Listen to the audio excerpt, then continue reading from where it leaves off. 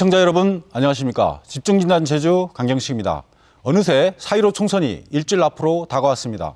투표하실 후보와 정당은 선택하셨는지요? 오늘도 지난주에 이어 4.15 총선과 관련해서 집중 진단해 보도록 하겠습니다. 오늘 출연하신 분들을 소개해 올리겠습니다. 제이누리 양성철 편집인 나와 계십니다. 안녕하십니까. 안녕하세요. 시사평론가 김동현 박사님 나와 계십니다. 안녕하십니까. 안녕하세요. 제주도 선거관리위원회 김지현 홍보과장님 나와 계십니다. 안녕하세요. 과장님 상당히 바쁘실 텐데요. 네, 좀 그렇습니다. 지금 그 선거 안내문도 나갔고 예. 여러 가지 그 선거 과정이 이미 진행이 되고 있는데 간략하게 상황을 설명해 주시죠. 네, 오늘로서 선거운동 기간이 중반을 지나가고 있습니다. 예. 후보자들이 코로나19의 여파로 인해서 선거운동이 많이 제약됐지만 예. 후보자 토론회 등을 통해서 많이 홍보를 하고 있는 상황이고요. 예. 저희 선거관리위원회도 선거 공부와 투표 안내문들 발송을 다 마쳤고 그리고 투표용지 인쇄까지 다 종료한 상태입니다. 앞으로 다가올 4월 10일부터 11일간 실시되는 제주도 지역의 읍면동마다 사전투표소가 설치가 되고요. 그 사전투표소 설치 준비에 지금 최선을 다하고 있습니다. 예, 그 사전투표는 전국 어디서라도 가능합니까? 네, 그렇습니다. 예. 전국의 읍면동마다 한 개의 사전투표소를 두게 되어 있고요.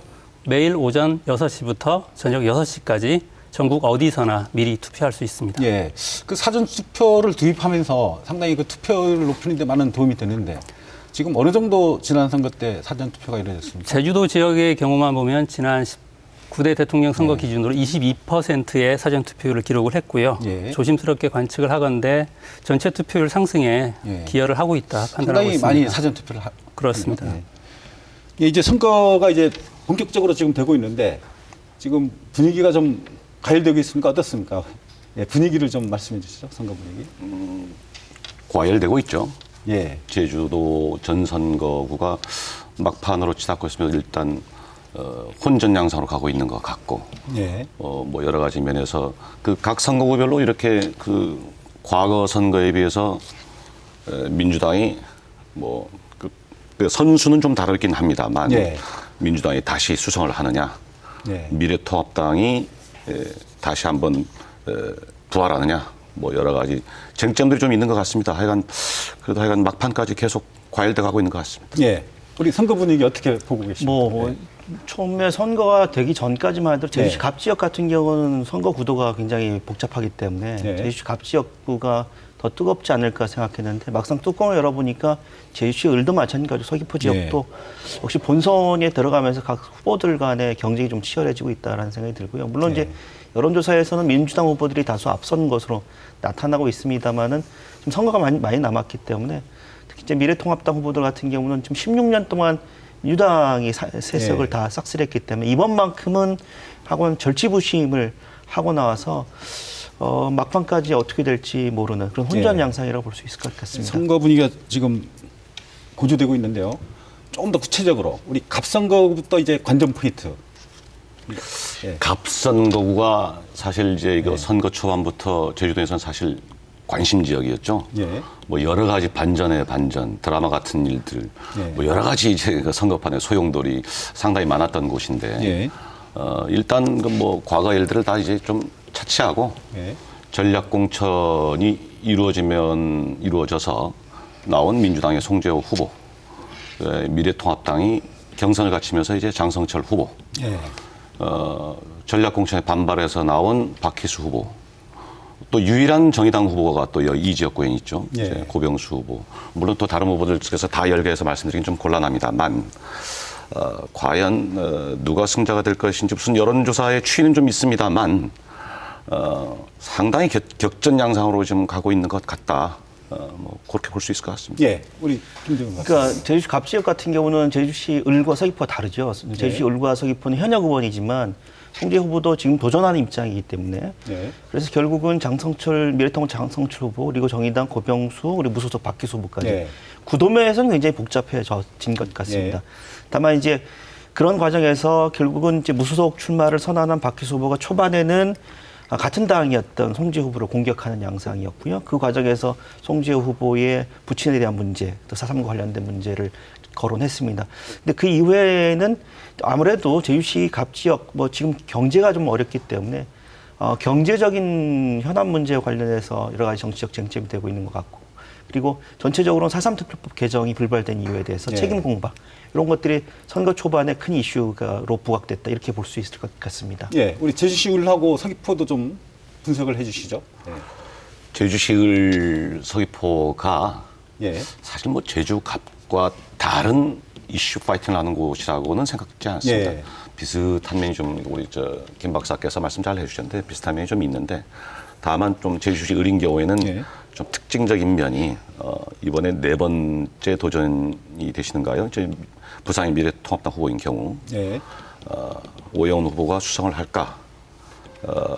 부산일 후보가 4번째 도전에서 무엇인가 어떤 성취를 다시 할 수 있을까? 뭐 이런 부분도 있을 수 있겠고 서귀포교회는 위성곤 후보가 재선에 고지에 오를 수 있을까? 물론 그 지금 이번에 나온 강경필 후보는 본선에는 처음 나옵니다만 따지고 보면 사실 선거에 2번째 도전하고 네. 있다고 봐야 될 것 같고요. 과연 서귀포 민심은 어느 방향으로 흐를까? 좀 여러 가지 면에서 좀 귀추가 주목됩니다.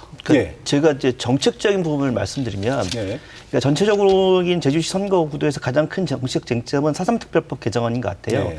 근데 이제 제주시 을 지역이나 서귀포 지역은 제주시 갑 지역과 달리 현역 의원들과의 맞상대가 됐기 때문에 일단 현역 의원의 심판론, 그러니까 현역 의원들이 네. 그동안 의정 활동을 제대로 했느냐 말았느냐라고 하는 것들이 좀 일차적인 공격 대상이 되는 네. 것 같고요.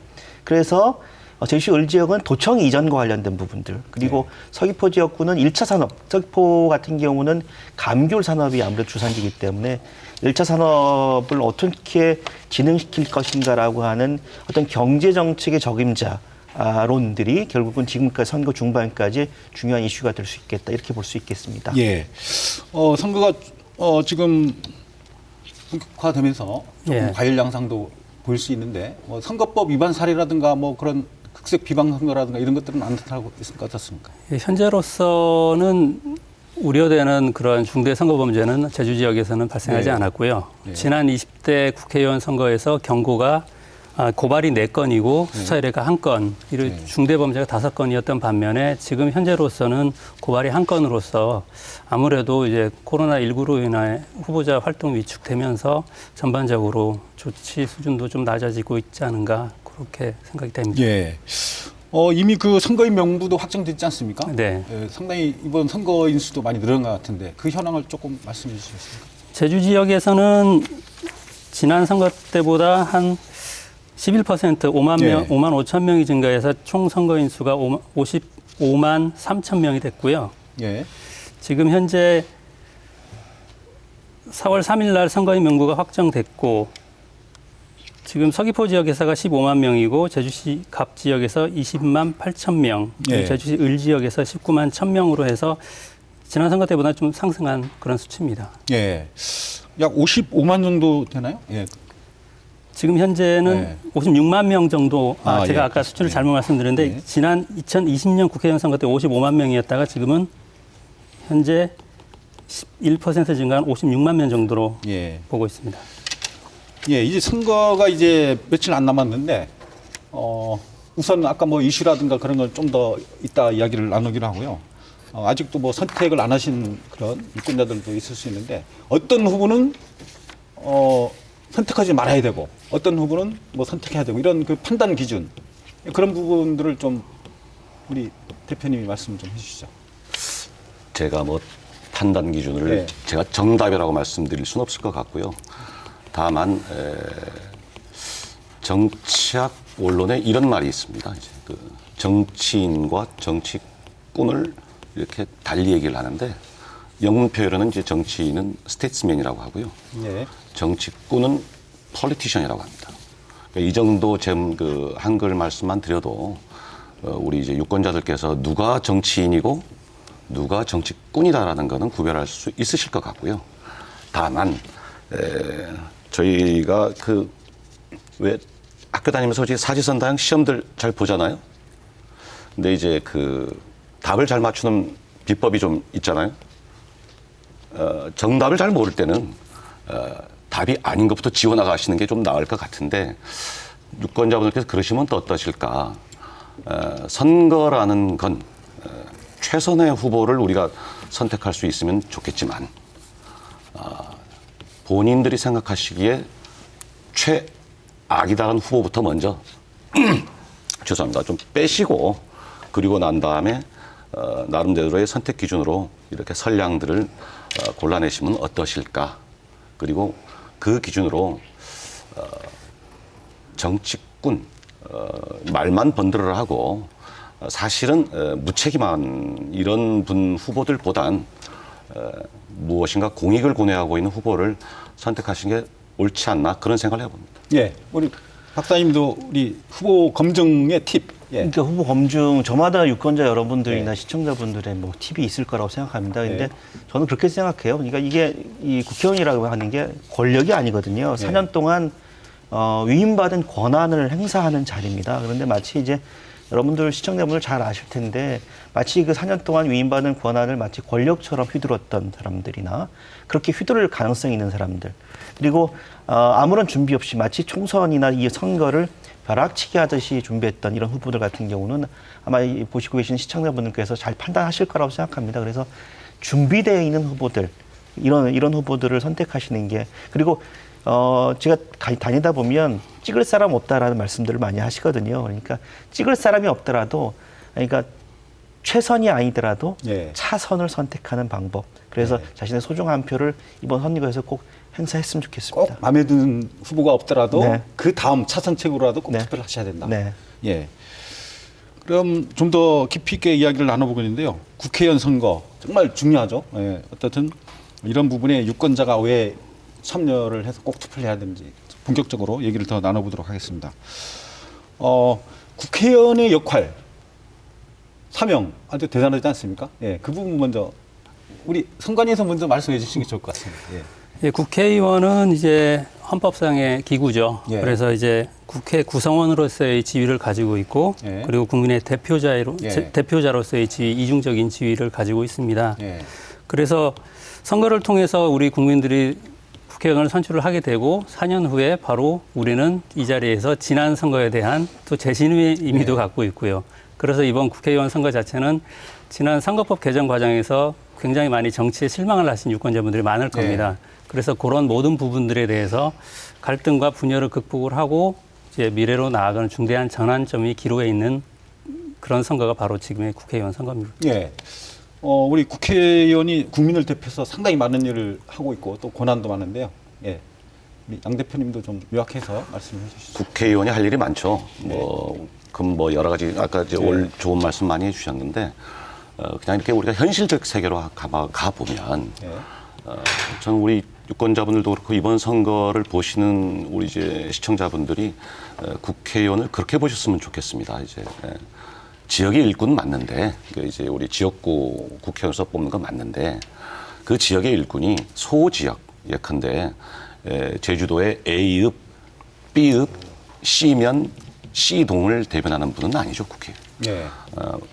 제주 갑 선거구건, 제주 을 선거구건, 서귀포 선거구건 결국은 국회에 가서 광역 제주도를 대표하실 분들이기에 그분들이 소지역주에 매몰돼 있기를 원하시거나 또는 소지역주에 매몰된 공약으로 일관하시는 분을 우리가 선택할 자리는 아닌 것 같다.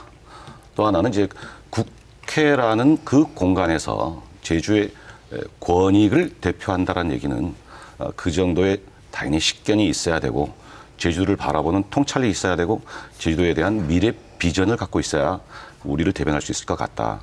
그런 분들을 잘 살펴봐 주시는 게 우리가 국회의원을 보는 일종의 기준이 아닐까 그렇게 생각합니다. 예, 우리 국회의원 저는 이렇게 생각합니다.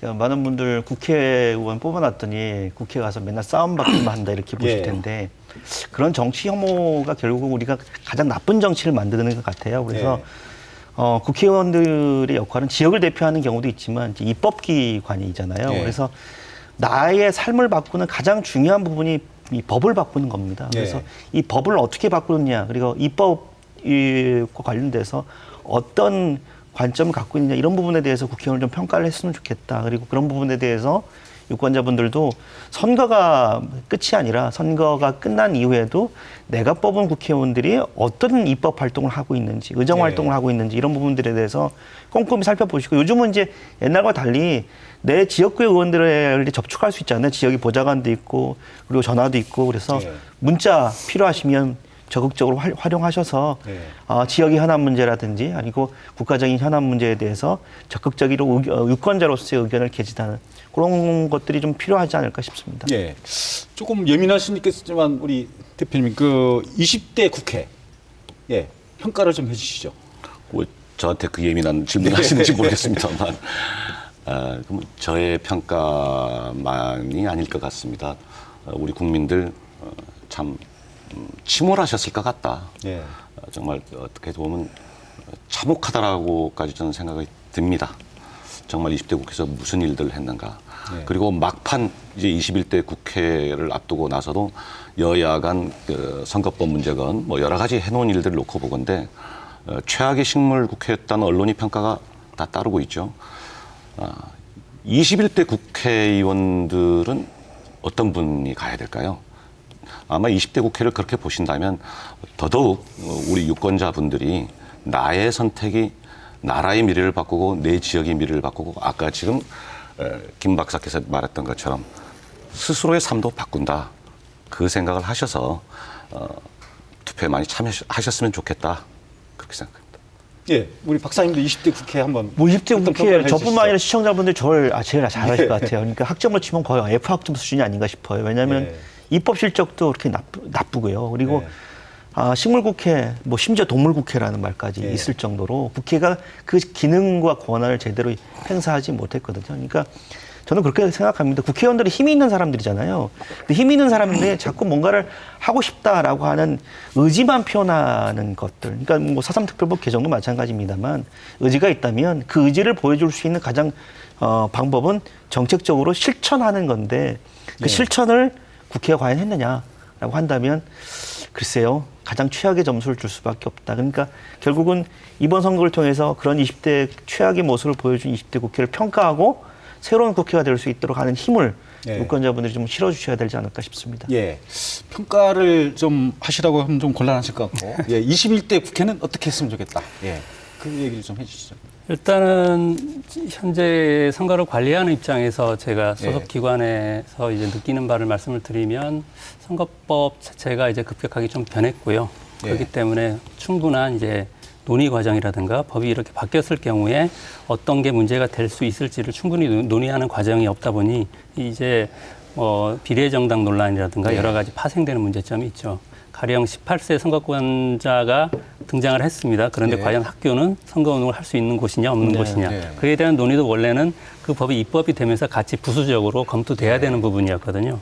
그래서 이번 선거가 끝나면 이제 게임의 룰인 선거법만큼은 이제 여야가 합의를 해서 공정한 기준을 새로 만들었으면 그게 가장 첫 번째 해야 할 일이 아닐까 생각을 합니다. 어쨌든 선관위에서도 좀 불만이군요. 우리 국회의원들이 법을 제대로 좀 만들어줘야 이제 선관위에서 일을 할 건데.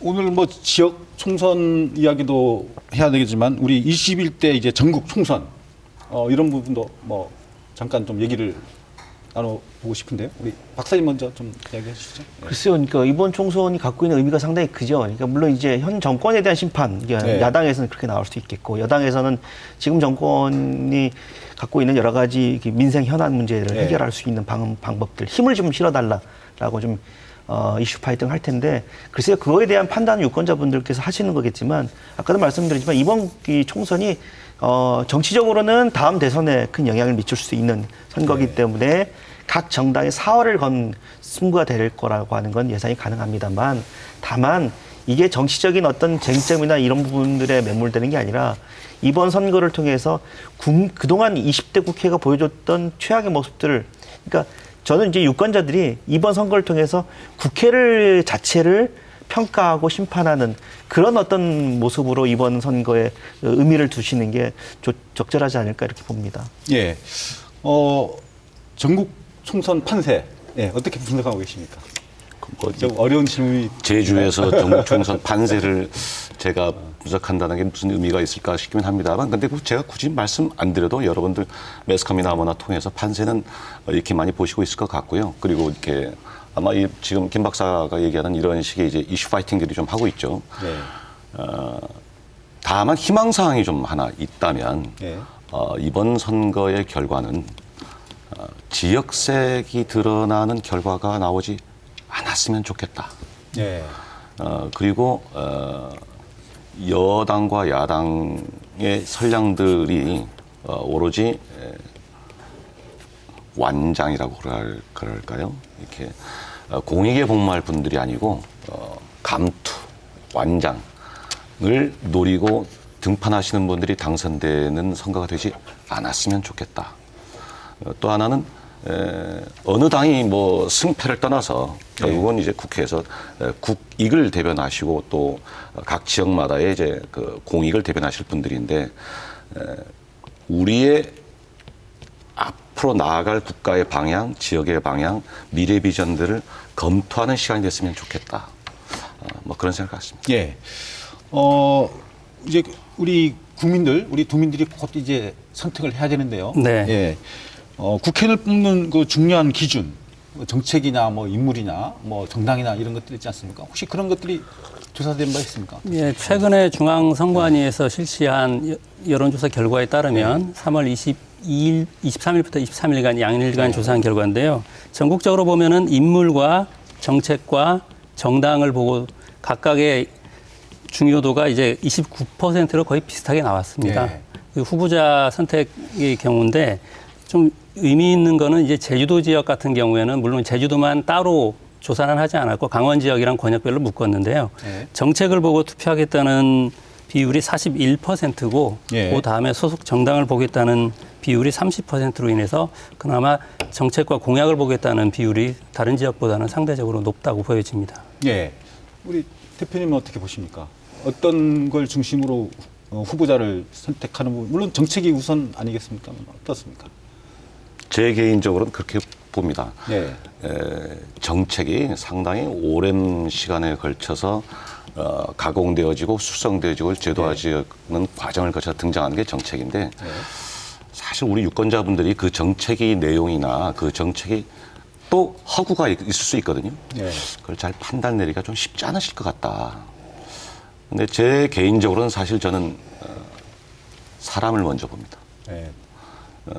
그 인물이 도덕성, 인품? 그렇죠. 그러니까 네. 그러니까 뭐 사람 도덕성일 인품. 수도 있고 인품일 수도 있고 사실 이게 도덕성이나 인품이면 주관적으로 우리가 재단될 수 있는 부분인데 어떤 한 사람의 살아온 길을 좀 보시는 게 일단 뭐 살아온 경력, 이력 그런 길을 좀 이렇게 좀 보시는 게 좀 첫 번째 선택 기준이 되지 않을까 뭐 이런 생각이 좀 들고요.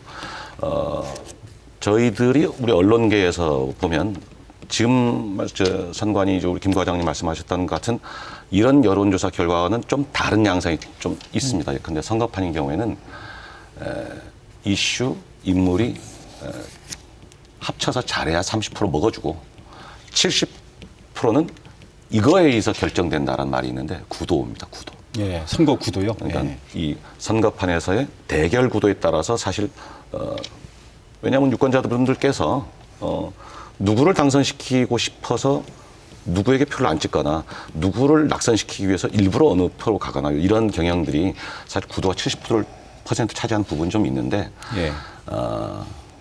가능한 전략적 선택들을 많이 하시죠, 우리 유권자분들. 하지만 그럼에도 불구하고 우선 사람을 보셔야 되지 않겠는가. 사람의 역사는 그렇게 사람의 이력은 그렇게 속일 수 있는 부분들이 아니다.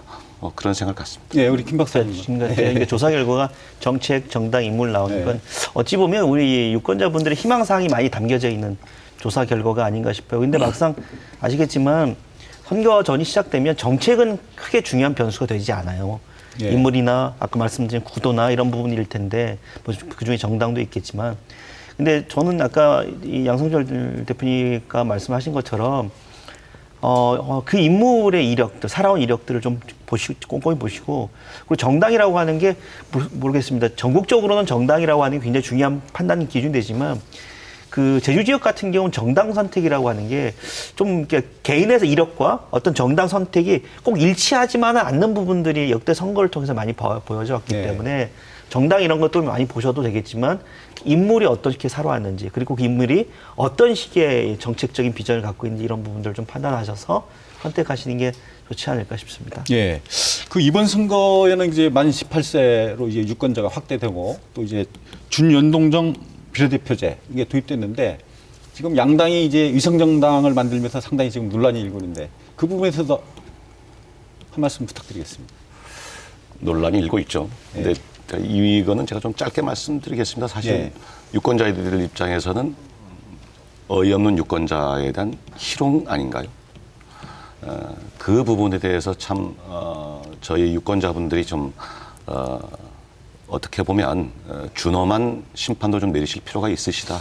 하지만 선택을 할 수밖에 없는 기로에 놓일 수밖에 없도록 만든 지금의 이 시스템은 어떤 형식으로든 이번 국회가 총선이 끝나고 난 이후에는 재조정할 필요가 있다. 그런 생각을 갖습니다. 예, 우리 김 박사님. 그러니까 이게 근본적인 한계가 있는 거죠. 왜냐하면 지금까지 선거법 개정이 국회의원 입법기관의 소속이거든요. 그러니까 선수로 뛰어날 사람들이 선수의 이 경기에 대한 룰을 정하는 거나 마찬가지이기 때문에 대단히 기형적인 비례대표 선거 룰이 만들어졌다는 겁니다. 그러니까 50% 준연동제인데요. 그러다 보니까 결국은 이제 더불어민주당 같은 경우는 미래통합당 위성정당을 만드니까 실질적으로 시뮬레이션을 해보면 의석수가 줄어들 수밖에 없는 구조거든요. 실질적으로. 그래서 위성정당을 만들었죠. 그러니까 결국 준연동제 선거 제도를 도입한 취지와 의미가 굉장히 퇴색되어 버린 선거입니다. 어떤 식으로 하는 이게 재정비가 필요할 텐데 다만 이제 물론 이게 고양이 목에 누가 방울을 달까라고 하는 문제인데 이 게임의 룰을 정하는 문제에 있어서 이제는 국회에만 전적으로 맡기는 게 아니라 국민들이 좀 참여할 수 있는 방안들을 좀 모색하는 것들이 좀 필요하지 않을까. 그래야 좀 정당하고 공정한 게임의 룰이 만들어지지 않을까라는 생각은 해봅니다. 예. 과장님, 이번 투표에 그 비례를 등록한 정당들이 몇 개 정당이나 됩니까? 어떻습니까? 비례 국회의원 선거의 후보자를 35개 정당이 있습니다. 35개 정당. 예. 투표 용지 길이가 48cm인가요? 48.1cm 예. 정확히 말씀드리면. 이번에 그 상당히 그 선거 과정에서 좀 연세 드신 분이라든가 이런 분들이 예. 이제 그 비례대표 투표에 상당히 그 어려움을 겪지 않을까 보는데 그 부분에서 좀 더 말씀. 예, 그래서 주시죠. 제가 예. 지난 국회의원 선거 때 예. 제주도 지역에서 이제 얼마나 무효표가 나왔는지 한번 예. 분석을 한번 해봤습니다. 예. 그때 당시에는 비례대표 국회의원 선거에 21개 정당이 참여를 21개 했었고요. 정당. 예. 지금보다는 조금 적은 이제 투표용지도 길이도 좀 적습니다만 보시면 제주 지역에서는 지역구에서 무효 투표율이 약 1,600명 정도 나왔는데 예. 비례대표는 거의 2배인 3,000명 정도까지 가게 됩니다. 일단은 그 가장 중요한 요인을 보면 기표하지 않은 경우가 가장 많았고요. 그리고 아무래도 기표 실수로 2개일 안에 혼표한 경우가 대부분 있었습니다. 특징적으로 보면 제주 지역 같은 경우에는 아예 기표하지 않은 경우가 비례대표에서 굉장히 많기 때문에 예. 어떻게 보면은 비례대표에 대해 가지고 관심이 적거나 아니면 예. 어떤 정당을 골라야 할지 모른다는 그런 방증도 될 수 있겠고요. 그래서 걱정이 되는 건 이번에는 35개 정당의 참여로 투표용지가 더 길어지는 상황에서 비례대표에서 이제 무효 투표율이 자칫 더 올라가지 않을까 그런 걱정을 좀 하고 있습니다. 어쨌든 투표장에 가기 전에 이 정당 투표 관련해서 좀 더 미리 준비를 선거 좀 공고를 잘 좀 하시고 보시고요. 가셔야 되겠네요. 정확하게 정당명을 숙지를 하고 가시는 게 네. 무효표를 방지하는 데 많이 도움이 될 것으로 봅니다. 정당 기호라든가 정당명을 예. 명확하게 35개를 예. 다 살펴보고 가는 게 참 쉽지 않을 것 같습니다. 예. 예. 그 정도로 좀 이야기를 하고요. 이번 지방선거, 이번 그 총선, 우리 지역에서, 가장 이슈가 되는 거, 그런 것들이 좀 있지 않습니까? 신공항 문제도 그렇습니다만, 어떤 것들을 좀 보고 제가 있습니까? 먼저 말씀드리면 예. 총선과 관련해서 가장 큰 문제는 네. 이제 4.3특별법 개정과 관련된 책임 공방일 것 예. 같고요. 그다음 제2공항 문제 그리고 지금 제주 지역 현안 중에 하나인 경제 관련된 이슈 예. 아마 이 세 가지 정도로 크게 좀 모아지고 있는 것 같습니다. 예. 어떻든 간에 일주일 후에는 그 누가 되든 이제 21대 국회의원이 지역에서도 선출이 될 건데요. 유권자들을 대신해서 이번 지역의 국회의원들에게는 꼭 이런 것들은 해줬으면 좋겠다. 그런 게 있습니까? 많죠. 예. 하고 싶은 얘기가 뭐 워낙 많이 있겠습니다만 예. 제주의 눈물을 좀 기억해 주십사. 제주의 눈물이라 하면 4.3의 문제를 우리가 결코 도외시할 수 없다라는 면이 있고요.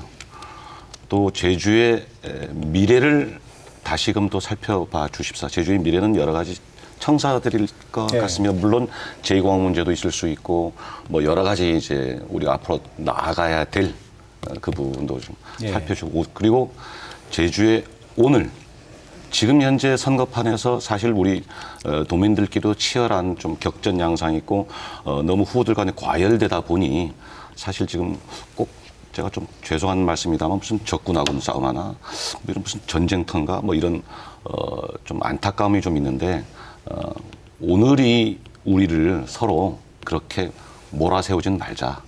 언제나 같이 우리 제주도의 미래를 같이 갈 동반자라는 생각을 가지셔야 될 것 같은데 그것을 누가 이끌어 갈 것인가는 이번 총선에서 당선되신 분들의 역할이 아닌가 그렇게 생각합니다. 예, 우리 저는 두 가지 말씀드릴 수 있을 것 같은데 첫째는 뭐냐면 이기고 지는 것 이상의 그 무언가 중요한 게 우리가 있지 않을까 싶습니다. 그러니까 누가 이기든 누가 지든 간에 저는 지역 현안 문제, 특히 제주의 미래에 대한 문제를 굉장히 깊이 있게 고민을 할 필요가 있다는 거고요. 그런 측면에서 하나 말씀드리면 지금 제주도의 미래 비전을 규정하고 있는 가장 중요한 법이 국제자유도시특별법인데 국제자유도시의 자유가 누구의 자유인지에 대해서 사람들이 잘 모르는 것 같아요. 그때의 자유는 제주도의 자유나 제주도민의 자유가 아니라 기업의 자유입니다. 제2조의 목적 정의 조항이 있기 때문에. 그래서 이런 부분에 대해서 제주의 미래에 대해서 좀 더 치열하게 토론하고 어떻게 가야 될 것인가에 대해서 좀 논의가 되는 장이 이런 선거를 통해서 활발하게 토론이 됐으면 좋겠는데 좀 그런 부분이 좀 아쉽어서 누가 되든 그 부분에 대해서 심도 있는 공부나 변화를 바라는 분들이 좀 됐으면 좋겠습니다. 예. 이제 다시 좀 주제를 바꿔서요. 지금 선거가 계속 이제 가까워지면서 이 여론조사도 이제 방송사나 이런 데서 많이 해서 이제 발표도 하고 그러는데 그런 이야기라든가 또 이제 이번 선거는 또 코로나 전국에서 열리기 때문에 이 언론의 영향을 많이 받지 않습니까? 그런 얘기를 좀 나눠보도록 하겠습니다. 여론조사의 어떤 맹점, 왜곡 가능성 뭐 이런 부분에서 먼저 우리 과장님 말씀해 주시죠. 일단 두 후보자를 두고서 이제 같은 기간에 서로 다른 여론조사 기관이 여론조사를 했는데 결과가 다르게 나오는 경우가 있죠. 그런 경우를 들여다보면 그 조사 방식을 한번 유심히 봐야 됩니다. 이게 ARS를 통한 것인지 아니면 직접 통화를 한 것인지 직접 통화의 경우에도 무선 전화를 이용을 했는지 유선 전화를 이용을 했는지 그 다양한 방법들에 의해서 그 여론조사 결과가 다르게 나오기 때문에 그 이제 수용할 수 있다 뭐 신뢰성에 대한 문제가 많이 나오는 것이고요. 지금 현재로서는 오늘까지만 여론조사가 허용이 되고 또 선거일 전 6일인 내일부터 선거일까지는 또 여론조사 결과를 함부로 공표를 또 할 수 없는 그런 상황입니다.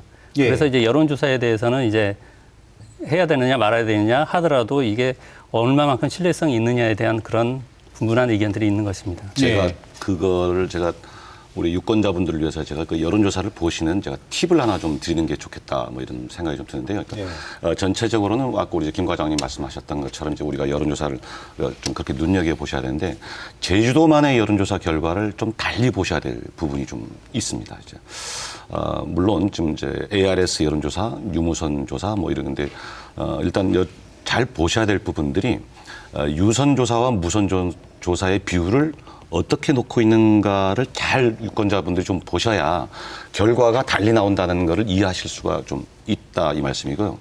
또 하나는 이제 예를 든다면 이제 집전화 조사를 할 때 집전화를 이렇게 받으시는 분들의 계층과 성향, 일단 유선 핸드폰 전화를 받으시는 분들의 계층과 성향이 다를 거다라는 걸 전제로 좀 생각해서 보시면 좋으실 것 같고요. 두 번째는 이게 휴대폰 전화 조사를 할 때 우리가 이제 그 여론조사 기관들이 국민안심번호를 통해 가지고 이제 제주도 내에 계신 분들의 핸드폰 번호로 표본을 추출해서 전화를 합니다. 그런데 그분이 제주도에 사시는 분인지 어떻게 알죠? 이것들을 대부분 잘 모르시는데 핸드폰을 개통한 곳을 통해서 파악이 되는 겁니다. 무슨 얘기냐? 아까 저 서두에 좀 말씀하실 때 우리가 이제 한 지난 20대 총선에 비해서 지금 21대 총선이 유권자가 6만 명 가까이가 불었단 말이죠. 6만 명 가까이가 불었다는 얘기는 무슨 말이냐면 제주도의 순중 인가분이 8만 5천여 명가량 된다는 얘기입니다. 그 사이에. 그리고 또 다른 얘기 더 말씀드리면 유입 인구가 있고 유출 인구가 있습니다. 순중 성인이 6만 명이 불었다는 얘기는 무슨 얘기냐. 그 4년여 동안 유입된 인구가 12만여 명이 있다는 얘기입니다. 이게 저희 조사한 결과인데, 자, 이렇게 봤었을 때 그 이 6만여 명은 대부분 여론조사에 의해서 표본에 산입이 되지 않고 있다는 거죠. 무슨 얘기냐. 제주도에 그 사이에 오신 이주민들의 여론 동향을 우리가 잘 모르고 있다. 샘플링이 안 된다는 얘기죠. 샘플링이 안 되고 있다. 자, 여기에서 그렇다면 지금의 여론조사 결과가 나오는 거를 다시 한번 보정해서 보셔야 될 이유가 있다. 그러고서 여론조사 결과를 좀 보시고 또 하나는 여론조사를 우리 유권자분들이 보실 때 한 시점의 여론조사를 보지 마시고요. 추이를 보시는 게 맞습니다. 이 여론조사 결과는 일종의 참고용이지 일종의 무슨 결론이 아니라는 걸 이렇게 유념하시는 게 좋으실 것 같습니다. 이렇게 좀 여론조사를 좀 자기가 인지도가 높거나 이런 분들은 또 역으로 이용해서 이걸 또 그쪽으로 몰아가는 경향도 있고 상당히 좀 문제점이 있는데 우리 김 박사님 어떻게 보세요? 그러니까 여론조사는 정말 순수하게 참고용일 뿐인 거죠. 그러니까 20대 총선의 결과에 있어서 여론조사 기관들이 굉장히 당혹스러워했습니다. 왜냐하면 총선 결과가 여론조사 기관의 예측과 굉장히 많이 달랐기 때문이잖아요. 그래서 여론조사 아까 뭐 양성철 대표님께서 말씀한 것처럼 참고용이다. 다만 이제 그 아까 여론조사의 취 이런 부분들을 판단할 수 있는 거고요. 그 선거철이 되니까 아마 문자 메시지로 여론조사 결과들 많이 올 텐데 이것저것에서 그거 너무 맹신하지 마시라고 말씀을 좀 드리고 싶습니다. 가장 중요한 건 본인의 판단이 가장 중요하지 않을까 싶습니다. 그리고 이번 선거는 이제 코로나19 때문에 그 방송이라든가 SNS 이게 그 온라인 선거가 이제 중요한 그런 변수가 되고 있는데 뭐 공정 보도가 좀 되고 있다고 보십니까? 어떻습니까? 선관위에서 보시기에. 선거관리위원회에서는 기본적으로 언론과 방송 그리고 인터넷 심의기구를 별도로 다 두고 있기 때문에 실시간으로 모든 이제 기사 방송 내용들을 다 심의를 하고 있고요. 다만 이제 말씀하신 이제 SNS와 유튜브 같은 경우에는 별도로 저희가 법적으로 심의는 하지 않고 있습니다만 하지만 이것이 어떤 선거법상의 허위 사실 공표나 후보자에 관한 비방에 이를 때는 선거법에 있는 벌칙 규정으로 신속하게 조사를 하고 있습니다. 가짜 뉴스 후보자 비방들이 솔직히 SNS에서 판을 치고 있죠, 사실. 그 언론 쪽에는 그 뭐 감시연대 뭐 이런 쪽을 만들어서 이제 좀 정화 노력 내지 어떻든 이제 사실에 입각한 어떤 또 이제 검증하는 그런 그 보도를 위해서 많은 노력은 하고 있는 것 같은데. 뭐 협회나 뭐 이제 뭐 인터넷 신문이건 방송이건 뭐든 이제 다들 이렇게 어떤 그런 필터링 정화 기능들은 다 갖고 있긴 합니다만 선거판이 과열되고 혼탁해지면 혼탁해질수록 사실 각 사의 자율 정확인이 더 중요한데 그렇지 않게 나타난 경우들이 많이 있죠, 사실. 저는 그렇게 생각해요. 그러니까 모든 선거가 과열되죠. 그 막상 선거에 출마하신 분들에는 뭐 정말 중요한 문제니까요. 근데 과열되는 것 그 자체가 나쁜 거라는 생각은 안 듭니다. 다만 지금 이제 굉장히 많은 선거법이 굉장히 강화돼서 이런 공중파나 이런 부분에 대해서는 굉장히 공정성 시비에서 좀 벗어났다라고 생각이 드는데 아까 말씀하신 건 유튜브 같은 새로운 어떤 미디어 플랫폼에서는 이걸 제재할 방법이 좀 없고요. 만약에 그게 특정하게 문제가 되면 상대방이 고소고발을 하지 않으면 제재가 불가능하고 제재된다 하더라도 그 사람이 당선 이후에 또 고소고발 건수 재판이 진행되기 때문에 어찌됐든 이 새로운 미디어 플랫폼에 대해서 선관위가 선거에 대해서 여러 가지 이 가짜 뉴스나 정보를 걸을 수 있는 방법들 이런 부분은 제도적 방법들이 좀 필요해는 보입니다. 그리고 그것에 대해서 본인이 좀 책임을 질 수 있다라고 하는 것들을 좀 이렇게 인식을 한다면 지금처럼 무분별한 가짜 뉴스가 많이 양산되지는 않을 거라고 생각이 듭니다. 예. 어느새 이제 시간이 많이 흘렀는데요. 4.15 총선 이제 일주일밖에 남지 않았습니다. 그 유권자의 선택과 자세 이런 부분과 관련해서 이야기를 좀 나눠보겠는데요. 어떤 선거 막판에 보면은 좀 이게 유권자들을 좀 그 어떻게 보면 좀 혼란스럽게 만드는 예. 그런 뭐 흑색 비방 선전도 좀 되고 그런 것들이 있지 않습니까? 그래서 유권자들이 그런 게 현혹되지 않기 위해서는 어떤 노력들이 필요한지 말씀을 해주시죠. 그때 선거 막판이 되고서 이제 말씀드렸지만은 이제 여론조사 공표가 금지되는 기간에 이르게 되면 흔히 이제 네거티브가 많이 기승을 합니다. 이제 후보자들이 뭐 조급한 마음에 하시는 거겠지만은 결국에는 우리 선거판에서 올바른 선택을 다 막아버립니다. 유권자들은 후보자에 대한 정보를 어디서 가장 많이 얻느냐면요. 요즘에는 이제 방송이라든가 SNS 쪽, 포털 쪽에서 많이 얻는다고 되어 있고 실제적으로 포털을 언론으로 인식하는 비중이 지난해 언론재단 조사 결과에 보면 60%가 넘습니다. 그래서 일단은 후보자들에 대한 자정 노력이 가장 중요하겠고 다만 이제 유권자들이 아무래도 포털을 많이 모바일을 통해서 정보를 접하다 보니까 미디어를 좀 비판적으로 습득하고 이해할 수 있는 미디어 리터러시라든가 그런 전방위적인 자정 노력이 좀 필요하다고 보여집니다. 먼저 말씀하세요. 아까 말씀하신 것처럼 미디어 리터시도 굉장히 중요한데 저는 이제 누구나가 모든 사람 미디어 리터시의 능력을 갖기가 어려워요. 그렇기 때문에 지금 이제 이런 공중파나 언론에서 기존 언론에서 관련된 것들에 대해서 많은 분들에게 좀 홍보를 좀 했으면 좋겠다. 그래서 어떤 이런 정보들을 어떻게 걸러서 들을 것인지 그런 부분들에서 좀 이 유튜브나 이 온라인 매체에 접하기 어려운 분들 그리고 특히 이제 18세까지 선거 연령이 낮아졌기 때문에 그 젊은 유권자들에게도 기존의 방송에서 또는 다양한 플랫폼을 통해서 그런 부분에 대한 홍보들이 좀 필요하겠다. 물론 지금까지 선관위 굉장히 열심히 하시고 계신데 좀 더 분발을 좀 해주셨으면 좋겠다 이런 생각도 듭니다. 저희 이제 유권자분들이 그러셨으면 좋겠어요. 이렇게 정보를 접할 때 좀 저희 언론이 하는 방식입니다만 좀 어려우시더라도 팩트 체크. 이렇게 나오는 접하시는 정보가 감성에 호소하는 정보일수록 가짜 뉴스일 확률이 높다. 그 생각을 좀 하시고요. 대개 이제 SNS 돌아다니는 정보나 뭐 여러 가지 내용들 보면 보는 그 사람이 흥분을 할 수 있는 내용일수록 엉터리 뉴스일 경우가 뉴스일 가능성이 높습니다. 그리고 사실관계를 먼저 좀 잘 살펴보시라.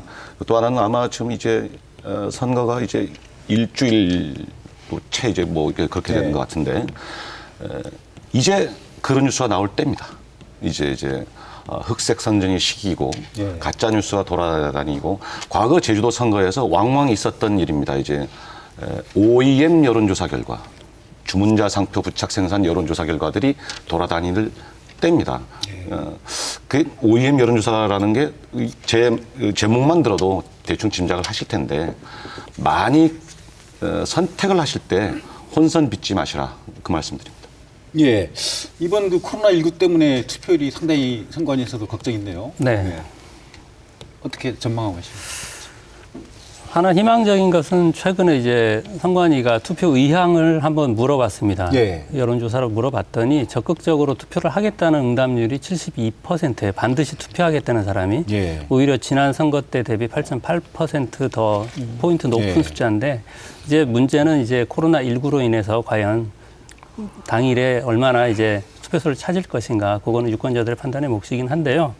전반적으로 보게 되면 제주도 지역 같은 경우에는 2010년 이후에는 투표율이 전반적으로 상승하는 전국 추세에 같이 가고 있습니다. 국회의원 선거 같은 경우에도 지난 20대 국회의원 선거 때는 전국 평균보다 약간 높았고요.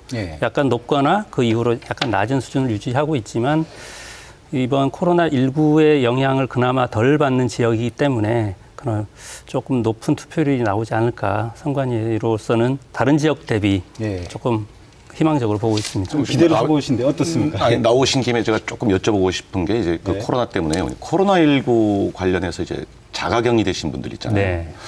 어떻게 혹시 그러니까 그분들이 투표할 수 있는 방법이 지금 뭐 검토 중이라고 하는 것 같아요. 지금 저희가 검토 중인 사항은 저희가 관계 당국, 보건 당국에 이 자가격리된 분들은 감염 예방법에 따라 가지고 이동이 제한된 분들입니다. 그래서 이분들이 임시적으로 이동을 허락을 해줘야 저희가 준비한 방안을 시행을 할 수 있는 부분인데 아직 그 부분에서 협의가 이루어지지 않았기 때문에 지금 조만간의 결과는 나올 것 같습니다.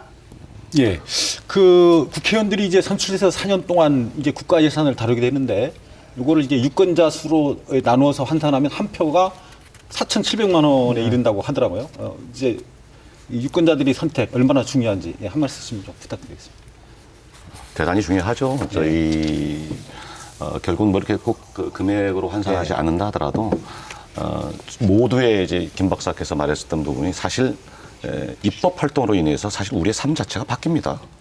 우리가 대한민국에서 살면서 어떠한 행동을 하건 법이 테두리 영역에서 벗어나서 우리 삶과 연결되는 부분이 없고요. 지금 코로나 전국마저도 역시 감염병 예방법도 이것도 다 국회에서 제정하는 것들이고요. 결국은 우리의 이 한 표의 이 선택이 남이 아닌 내 자신의 삶을 바꾼다. 내 가족의 삶을 바꾼다. 우리의 공동체의 삶을 바꾼다라는 그 마음 가지시고 적극적으로 투표에 임해 주시는 게 좋으실 것 같다. 같다 하셔야 된다 이런 생각이고요. 또 하나 투표는 의무만이 아니라 권리입니다. 예, 고맙습니다.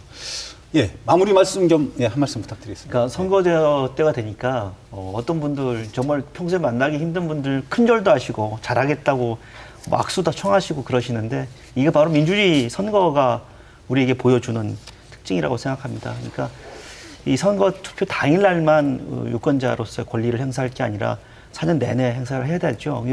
유권자로서의 권리 행사의 출발이 이번 4월 15일에 투표 선거에 있다라는 것들을 좀 잊지 마시고 투표장으로 가셔서 꼭 선거해 주셨으면 좋겠습니다. 예, 감사합니다. 또 짤막하게 마무리 말씀.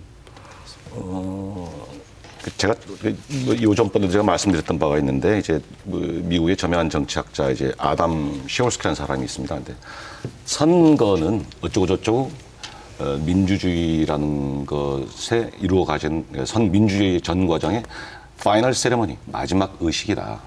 근데 그 의식의 완성 과정은 내전을 벌이든 총칼로 서로에게 자기의 의사를 표현하는 전쟁의 양식보다 훨씬 더 나은 공동체적 선택이다. 예, 감사합니다. 짧게 한 말씀. 예. 예, 코로나19로 투표소를 방문하시는 게 좀 마음이 좀 무거울 수도 있겠습니다만 저희 선거관리위원회가 투표소를 철저히 소독을 하고 기표 연구도 주기적으로 여러분들 투표하시는데 지장이 없도록 충분히 준비하겠습니다. 안심하고 찾아주십시오. 예, 오늘 나와주셔서 좋은 말씀 감사드립니다. 예, 유권자 여러분의 한 표가 대한민국의 앞날을 결정합니다. 유권자 여러분의 현명한 선택, 소중한 한 표 꼭 행사해 주시기 바랍니다. 오늘 토론 여기서 마칩니다. 시청해 주신 여러분 고맙습니다. 안녕히 계십시오.